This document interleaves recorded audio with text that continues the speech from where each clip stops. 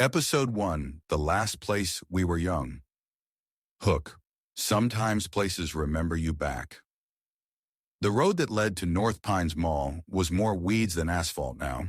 Cracks ran like veins across the faded surface, dandelions bursting up where cars once lined shoulder to shoulder on Saturday nights. Jake Morris hadn't walked this path in 20 years, but his boots found the rhythm like nothing had changed. The others followed in silence. Heather with her worn denim jacket and coffee in a thermos that steamed in the October air. Miles, of course, recording into his little handheld mic like it was an episode of his podcast. And Lena, quiet, her eyes drifting to every rusted road sign and empty billboard, like she was waiting for something to jump out.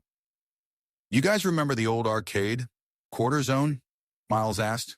"Had that one game with the hologram cowboy?" Jake gave a non-committal grunt. He remembered. He remembered the entire place like a museum behind his eyelids. The neon food court, the bookstore where he stole his first comic, the perfume-clouded hallways that always made his nose itch. North Pines Mall had closed in fall of '97. One day it was open, the next barricaded. Rumors spread: carbon monoxide leak, asbestos scare, satanic cult. Jake was too busy wrecking cars and skipping school to care back then. But now something about it tugged, especially when Miles emailed, "Let's go back for one last look." They reached the outer lot. The main entrance was half buried in ivy, glass smeared with dust and green stains. A piece of sun-faded poster flapped in the breeze, advertising a Backstreet Boys CD signing. Miles reached into his backpack. Bolt cutters. "They didn't change the chains. I checked." Jake raised an eyebrow. "You checked?" Miles just smiled. Snip. The lock fell with a tired clang. Inside, the air hit them like a damp towel. Warm, still, and full of age. The lights flickered overhead. Power? Impossible. "This place should be a skeleton," Heather muttered. "Not this." The mall wasn't clean exactly. Dust layered everything. But the kiosks were still full. Plastic displays of sunglasses, Lisa Frank stickers, a dried-out pretzel in a case. The fountain ahead was empty, but the speakers above still played faint mall music. Tinny, warped. Lena stopped near a bench. "Do you smell that? Popcorn?" Jake did, but it wasn't fresh. It was like the ghost of a smell. They wandered slowly, wordlessly. Each step forward felt heavier. Stores like ghosts, Sam Goody, Claire's, Babbage's. A payphone buzzed softly in its cradle. Then Lena gasped. At the end of the hallway is a shape, not quite human, thin, tall like a mannequin missing joints. It turned a head and vanished behind the corner. They all froze. "Please tell me someone else saw that," Heather said. Jake stared. Miles was already whispering into his mic. October 12th, North Pines Mall, 2:33 p.m. Subject witnessed unexplained entity, humanoid but wrong. Jake took a step forward. "We should go." But the doors were gone, not locked, not jammed, gone. Behind them, where the entryway had been, was only tiled wall, ivy crawling down the inside glass, as if it had never opened. Lena clutched Jake's sleeve, her voice barely a whisper. "I think it knows we're here." Episode 2, Mannequins and Moss. Hook. It wasn't just growing, it was watching. The silence after Lena's whisper was thick enough to taste. Jake turned, scanning the tiled corridor behind them. Where the entrance had been was now just wall, pale, tiled, seamless, as if the mall had swallowed it whole. Miles backed up toward the group, lowering his recorder. "Okay, I know this sounds crazy, but malls don't rewrite their own floor plans." Heather didn't speak. Her eyes were locked on the end of the hallway, where that long figure had disappeared. "Maybe there's a back way out." Jake took the lead, trying to ignore how his own footsteps sounded different now, like they were echoing a split second too late. The group passed shuttered storefronts, and the deeper they moved into the mall, the more they noticed something strange about the environment. The moss. It had been clinging to the walls earlier. Now it was thick, like a velvet green carpet stretching across the floor, around counters, even reaching up mannequins that stood motionless in cracked display windows. One of the mannequins had moved. Lena saw it. She froze, whispering Jake's name. He turned, just in time to see the glossy plastic hand twitch. Not a lot, but enough. He stepped closer, cautiously. The mannequin, a 90s teen fashion model, pink windbreaker and all, stood perfectly still. Its eyes were just glassy paint. Then its head turned, just a fraction, toward Lena. She screamed. Jake pulled her back. Miles dropped his recorder. Heather hissed, "We need to get upstairs.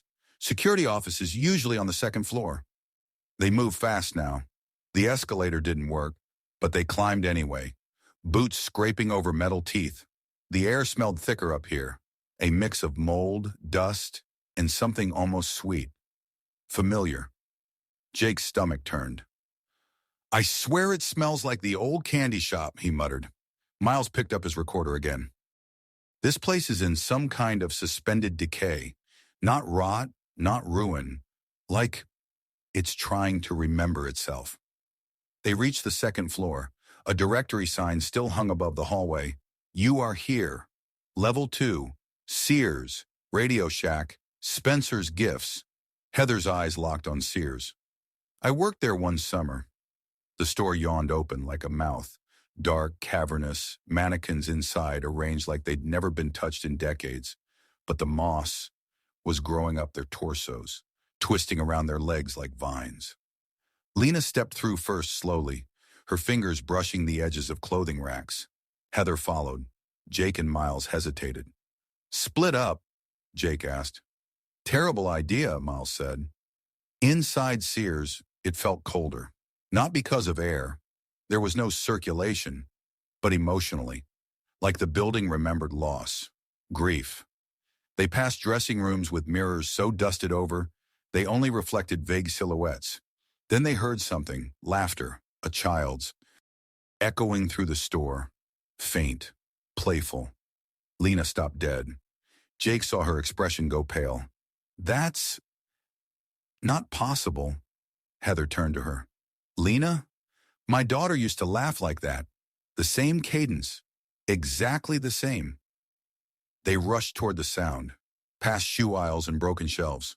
The laughter stopped. In its place, a sound like fabric tearing and chewing. They emerged into the home goods section and stopped. On the floor was a nest, made of shopping bags, hangers, and moss. Something had been sleeping in it, something large. The plastic mannequin from before now lay on its back, chest cracked open like a hollow rib cage. Jake knelt and touched the moss. It pulsed. "Guys," Miles said, "we're not alone, and I don't think it likes that we're moving through its memory." Heather reached into her coat. Her necklace, a simple charm on a silver chain, began to glow faintly. "Was that always glowing?" Jake asked. "No," she whispered. A low sound rolled through the ceiling. Not footsteps. Something dragging. They bolted. Back into the hallway. Down past shuttered stores. But everything looked different now. The windows showed mannequins they hadn't seen. Stores not on the map. And the moss was blooming, sending tendrils along the ceiling. They reached the food court, but it wasn't the same one. It was cleaner. Newer. Tables set. Trays on counters. Soda cups half full. Jake looked up. All 4 of them were on the TV screens, security cam feeds sitting there. But they hadn't sat down. In the footage, they were still, blank-faced, staring straight into the camera. Then the version of Miles looked up and smiled. "Get out," Jake said. "We have to get out now." "But how?" Heather asked. From behind them, the escalator groaned. Something was coming up. Not running. Climbing. They turned. But the moss above had bloomed completely, and something massive was moving through it like a wave. The lights flickered and went out. Only the screens remained, glowing. On them, their doppelgangers stood from the table and began to walk toward the camera.